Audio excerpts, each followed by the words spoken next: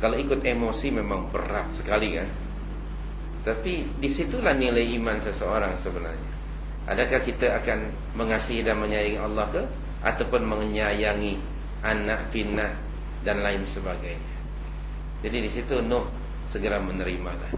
Bagaimana Nabi Muhammad SAW ketika mohon keampunan kepada Allah untuk ibunya, Allah kata, "La, menziarahi kubur ibu kamu sila, tetapi mohon keampunan kepada aku untuk ibu kamu, itu bukan urusan kamu." Nabi Muhammad pun segera dia kata, "Saya mendengar dan saya mematuhi." Jadi kadang-kadang iman kita itu diduga oleh Allah sampai ke peringkat mana yang dipilih, emosi ke sebagai ayah dan ibu, ataupun menerima keputusan Allah. Kalau tanya emosi memang berat, tapi itulah nilai seorang mukmin. Wa ma kana lil mu'minin wala mu'minatin idza qadallahu wa rasuluhu amran ay yakuna lahumul khiyaratu min amrihim. Dalam surah 33 ayat cari sendiri sudah ada tandanya. Okey. Ayat 36 dan tidaklah patut bagi seorang lelaki yang beriman, juga tidak patut bagi seorang wanita yang beriman, apabila Allah dan Rasulnya telah menetapkan suatu urusan bagi mereka, akan ada bagi mereka pilihan yang lain, mengikut emosi dan pilihan mereka. Itu tidak patut. Bagaimana tadi Nabi Nuh tunduk patuh pada pilihan Allah, bagaimana Nabi Muhammad SAW pun demikian. Nah, kita pun satu masa akan diduga diuji oleh Allah ke peringkat itu. So, kawal emosi dengan iman. Karena kalau emosi diikuti, boleh jadi di situ ada keterlibatan syaitan untuk menyesatkan manusia. Akhirnya dia disagree dengan keputusan Allah dan Rasul. Nah, bagaimana ayat berikutnya?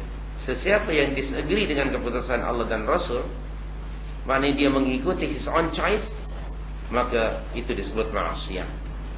Wa may ya'sillaha wa rasulahu faqad dhalla dhalalan mubina. Nah, tentu kita tidak mahu menjadi orang yang dalal kan, yang sesat. Soal itu Allah akan menguji tiap-tiap orang mukmin untuk menguji mereka siapakah yang mereka lebih sayangi. Berat sekali memang, tetapi itulah nilai iman yang dikehendaki oleh Allah. Kama qala Rasulullah tentang halawatul iman, ya, tentang kemanisan iman itu. Seseorang akan merasakan kemanisan iman apabila ayyakunallahu wa rasuluhu ahabba ilaihi mimma siwahuma. Apabila seseorang itu menyayangi, mengasihi Allah dan Rasul melebihi menyayangi siapa saja di antara keduanya. Artinya tadi itu ketika Allah sudah memilih pilihannya macam itu, demikian Rasul sudah menetapkan, kita harus bersedia. Walaupun mungkin tidak sesuai dengan keinginan dan pilihan kita, tidak sesuai dengan keinginan dan pilihan mertua kita. Ketika itu pilihan Allah yang harus didahulukan. Nah, kita memang umumnya kita ni dalam hal ini mungkin ya banyak yang fail, selalu rebel kepada Allah. Na'udzubillah. Ya, some of us mungkin kita belum menjadi Muslim dan true believers. Selalu emosi dalam menilai. Sekarang ini kalau disebut agama, orang ada rigid kan terhadap agama, marah, rebel saja kepada agama. Seorang yang macam itu akan dibiarkan oleh Allah. Allah tetap memberi rahmatnya kepada dia dalam konteks material life. Adapun di akhirat, na'udzubillah, diancam dengan azab. Soal itu sekali lagi kita harus bersedia untuk menerima keputusan Allah agar kita benar-benar menjadi mukmin yang sebenarnya. Fala wa rabbika la yu'minun hatta yuhaqqimuka fima shajara bainahum thumma la yajidu fi anfusihim harajan mimma qadait. Yang ketiganya wa yusallimu taslima. Itulah kriteria orang yang beriman dalam surah 4 ayat 65.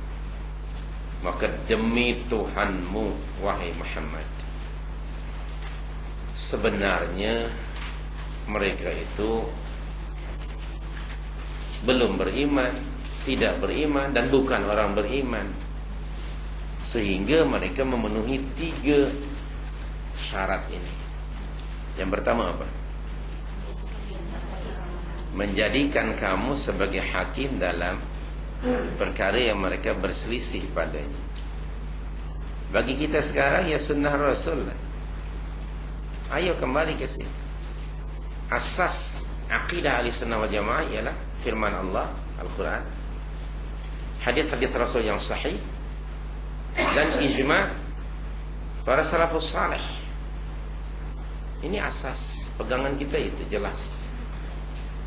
Jadi kalau kita dispute in any matters, in anything, balik kepada Rasul, minta keputusan. Hatta yahkimuka fima syajara bainahum. Jadi di sini kita mesti menempatkan Rasul sebagai hakim yang akan memberi keputusan pada perkara yang kita berselisih. Keputusan Nabi itu pasti adil, kerana Nabi tidak punya interest. Berbeza dengan manusia, kalau dia memberi keputusan, dia akan tengok dulu kan. Kalau orang itu member dia, akan terganggu hakim untuk nak memberi keputusan. Apalagi orang itu pernah memberi payung kepada dia. Hakim tu waktu itu hujan, dia bagi payung oleh si fulan. Sekarang di depan dia, macam mana dia bagi keputusan? Lagi payung pun tak diterima hari ini, macam-macam. Soal itu Nabi akan adil keputusan. Yang keduanya apa? Tsumma la yajidu fi anfusihim harajan mimma qadait. Kemudian tidak ada apa? Tidak merasa keberatan dalam hati mereka menerima keputusan Rasul. Jangan ada, saya tak boleh terimalah keputusan Rasul. Jangan cakap macam itu. Cakap macam itu tu baik melalui mulut atau dalam hati, it will nullify your iman. Kita mesti menerima totally keputusan Nabi. Yang ketiga itulah wa yusallimu taslima. Apa terjemahannya? Dan menerima dengan sepenuhnya. Sekali lagi, ini satu ujian yang berat bagi mereka yang merasa beratlah. Bagi mereka yang dirahmati oleh Allah, subhanallah, mereka akan menerimanya. Ternyata iman itu sudah ditetapkan oleh Allah mesti melalui dugaan-dugaan antara kepentingan diri, perasaan, dan antara kepentingan Allah dan Rasulnya sallallahu alaihi wasallam. So sekali lagi bahawa di dalam ayat yang tadi disebut, kalau mereka sudah dibagi ruang dan peluang, tidak juga beriman kepada Allah, tidak juga menerima kebenaran, wajar kalau mereka mati dalam keadaan seperti itu, yakni kekufuran, na'udzubillah. Mereka akan diazab oleh Allah, bahkan walahum yunzarun.